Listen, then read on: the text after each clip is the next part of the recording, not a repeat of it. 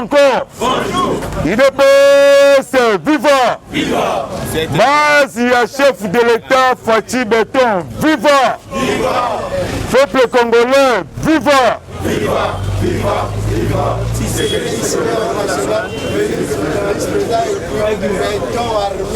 Na monito matin, on dirait que matanga Fatih kuna na goma kao debout. To bandela, IDPS, viva. Non, to mataliko, IDPS, viva. Parti au pouvoir, viva. Base à Fatih Béton, viva.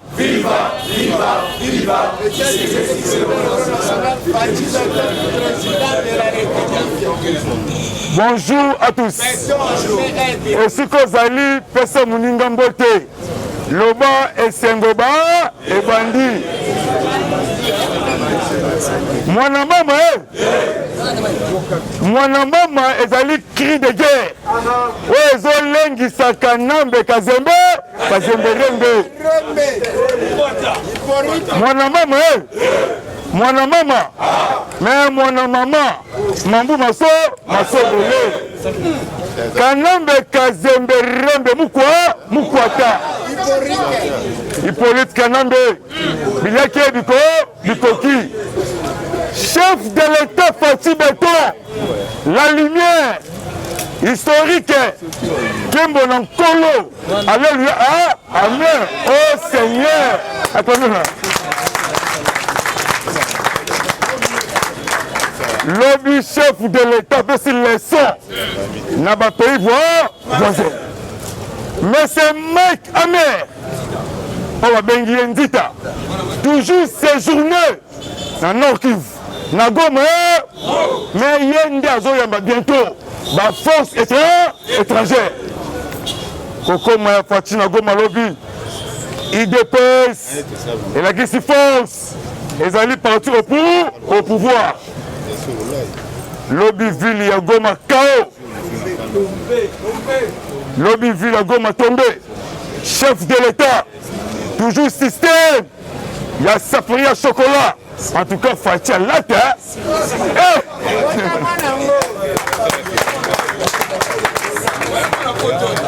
Lobby français, il est passé. Viva! Lobby et Salamate. Premier président africain. Oh, bah, Syrie, sécurité historique. Lobby, nouveau film, il y a Rambo 6 béton. Fatih béton. Lobby, n'a pas d'étage. Naba Vodacom, Yago Makuna, chef d'État national, hélicoptère.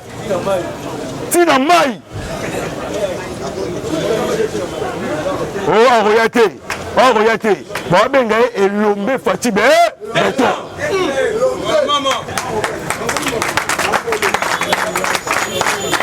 IDPS, viva. Koko Maya Fatih, Nagoma Lobby.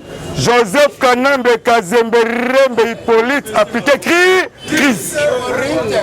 Bilaki Bikoki. Question à Fatih pourquoi Kayekuna. Problème sécurité interne et sous-régional. Le Londe Mukonzi Amboka. L'hôpital en Komikuna.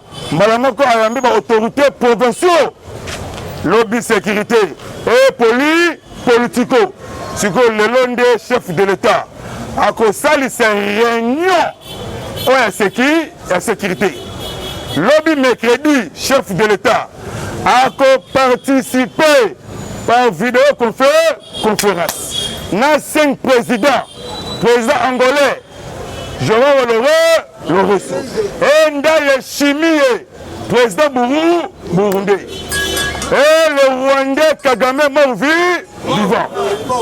N'a président Yoweri Kaguta Museveni, président Souka, lobby, na président Sassou Nguesso par vidéoconférence. C'est que lobby réunion wana, dans nos vidéos, madame ko lobby, monsieur Mec Amer, Ndita, lobby n'a pas quoi ça le message.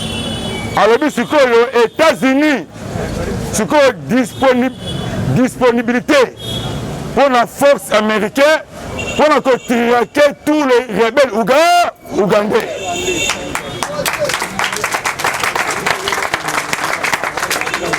chef de l'État, Fatih Berton, il appelle vivant.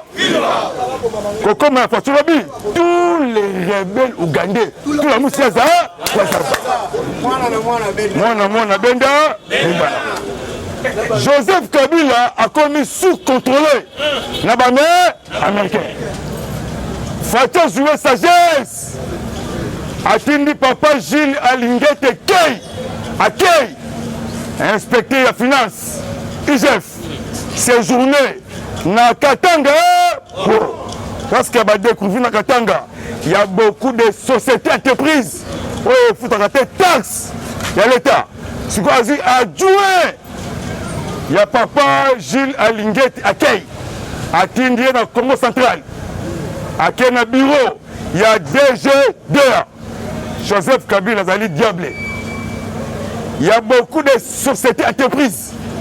Ils ont la ville de Boma. Oyo Atongi, Mbongo tout quand on a la caisse naïe.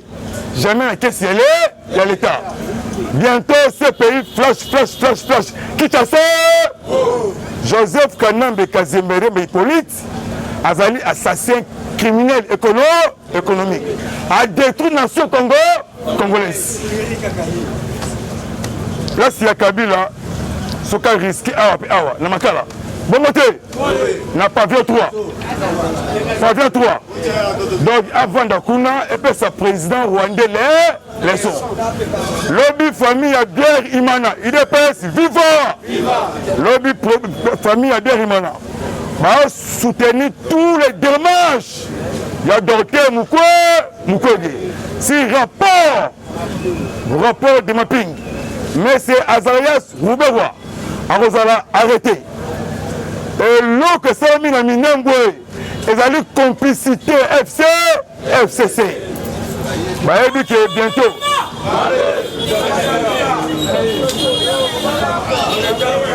Il dépasse vivant. Bah, il dit que bientôt, chef de l'État. Bah, il dit que bientôt, chef de l'État. Azokoti sa paix dans toutes les provinces, villages, districts, tous les territoires. Ce qu'on Kanambe Kazembere toujours na Boma, na île de Mateba. Parce que bien qu'il y ait du coquille. Parce que attaque iranium la Chico, il y a Chico Lobwe. Et parce que Kanda na Bamé américain. Na conseil des ministres, ouais, vendredi. Chef de l'État Atinda qui a de Gilbert mission. Attendre dans tous les tandis à Kinshasa. Accueillir Nabit Ngobila. Merci. Nabit Ngobila. Baquet découvrir, il y a beaucoup de ports privés illégaux. Oh, Batonga cessé. Donc, de 1h à 2h du matin. Merci. En tout cas, vous posez formule. Il dépasse vivant. Parce que le premier président du Congo, on a un service, il y a un sédiment qui toko. Fatih Berton. Le peuple est d'abord. Le peuple congolais. Va découvrir ma port illégaux privé de 2h à 3h du matin. Ma navire, où il y a une arme lourde. Pour créer trouble la carte RDC. Ce qu'on va kangi tous les ports illégaux. Non, illégaux, privés. Il est PS, vivant. Ce qu'on y a, kaka port on attra. On va bengi bitingo, gobila. Il y a un monde et tikali. Ce qu'on kakon de Gilbert. Pourquoi M. Roubeau Azarias? Pourquoi qu'il est nommé? Soit disant qu'on investit beaucoup mestre et Minembwe. Complicité va créer trouble le territoire. Minembwe. C'est que Gilbert Kakonde bientôt. Azon nommé, il est vivant. Azon nommé 250 personnes. Oh, bah, comme chef territorial. Bangoana. C'est comme la Rwanda wana. Azon a Minembwe. C'est comme Nyamulenge. Le corps a baluté le pays. Barosamu quoi? Il est vivant. Les bazana bazolenga. Bamoni que basali tous les coups tentatives contre Fati et Balongité. Sikoyo ba créer sikoyo na assemblée na sengi na bino boye bolandela tous les mouvements suspectés na assemblée na Sénat. Janine Mabunda azali collègue collègue bango assis biso de debout. Oya lumbe moté oya landela tous les mouvements diaboliques, tous les lois. Le collègue Janine Mabunda loi tout adopté avec les canons assemblée et que les canons de la chef de l'État, parce que Mabunda a un problème sérieux, problème il y a terrain, il y a grand hôtel. Oh bah t'es la camarade de Kabila Azali Engue comme on a Harit Jack Tali IDPS viva FCC Bako Kanga Bangoto en des autres Joseph Kabila Amata Akita opération Mukama Bakayandi na Malembe na Boloko ne bazawana Fatia IDPS viva dans le comité si bon IDPS viva mon maman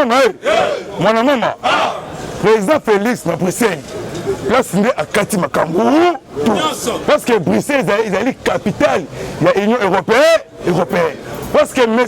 Benjamin Netanyahu Israël séjourné dans Bruxelles délégation Trump dans Bruxelles délégation allemande dans Bruxelles Yozonga tant que awa bon mon comité flash nomination il y a ba juge cour constitutionnel et bientôt remaniement il y a gouvernement Azea Surubewa na maye bongote lobi na landi Rubewa o aza prêt à démissionner c'est là wana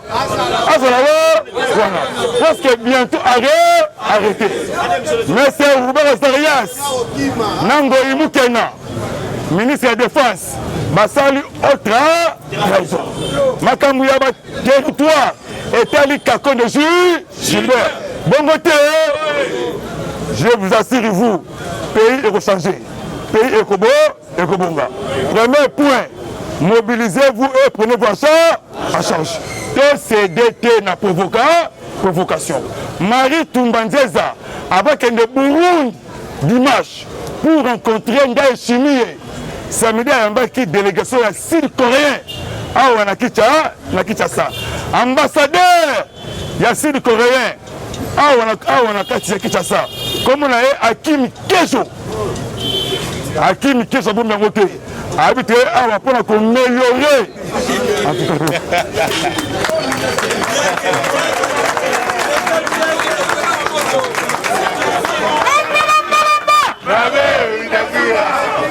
il est pas suivant ceux qui n'ont mati ezali grâce na bino bongote nakozala orgueil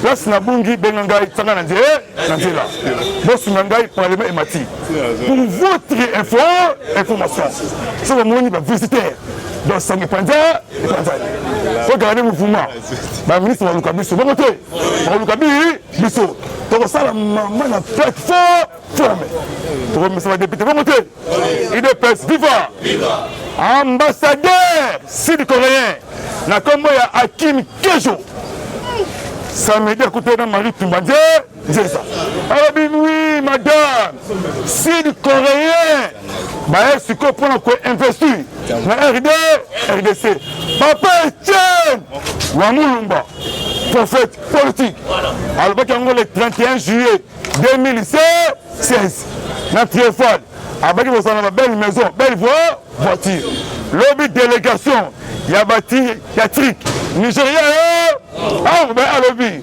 pour rencontrer le lobby ministre Ibanisme Tousma Mabil Mabi Batonga Bandaku habitant tous les tandis RDC Mabi Congolais alors on a belle maison en temps on a parti Yangolo Siko Kanambe Kazemberembe IDPS viva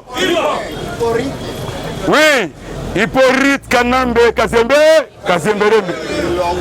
Rapport Yamaping Bimi na Union européenne.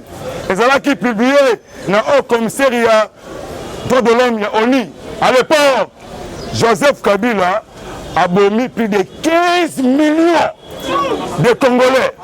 Oba Koufi, 1993, 2020. Ce que Docteur Mukwege, Azalaki avion Mokona Mkondiambo, Namboka. Ce que ça exposition, il y a un crime criminel. Ce que Azala sur Robert Roy, Azala a un crime, c'est un RDC. Même dans l'Assemblée, Robert Minakou, Azala arrêté. Problème, il y a FPI, Mukwata. Les messieurs appelés Tunda Kasende. Tunda Kasende. Azan a un problème sérieux dans la justice congolaise. Les messieurs appelés Matata Pogno. Pogno Matata. Bientôt Mukwata. Double brassard. Problème, il y a Bukangalonzo. Na problème, il y a Transco. José Makila il y a José. Merci, mauvais, merci. Va déposer les 30 pieds, pardon, 130 pièces. 130 pièces.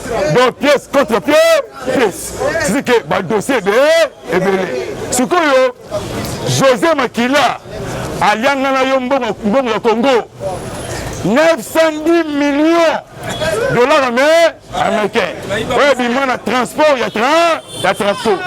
C'est que José Makila, il y a des dossiers, ça on a 4e mairie. Parquet général, il y a matété. C'est que José Makila, la ministre, sénateur, député, Azali mandataire. José vient créer la justice. Dossier à papa Tito. Levé loua kaningi les caméras Niki. Papa Nabiso. Papa Nabiso Pierrot Bakeng Vita. On a un coup de peine. Azu dossier à caméra. A Memi Ango. Na cour de cassation. Ce que à partir de lobby Okuna. Bako examiner dossier avec caméra. Ce que le caméra risquera 20 ans moussous. Oui, caméra. Donc 20 ans, plus 20 ans, égale 40 ans. Bon côté, parce que caméra, il y a le peuple congolais.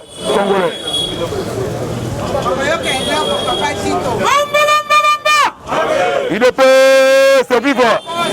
Pour que nous reçuons ça, moi et Bimi, on ne peut pas reçuer.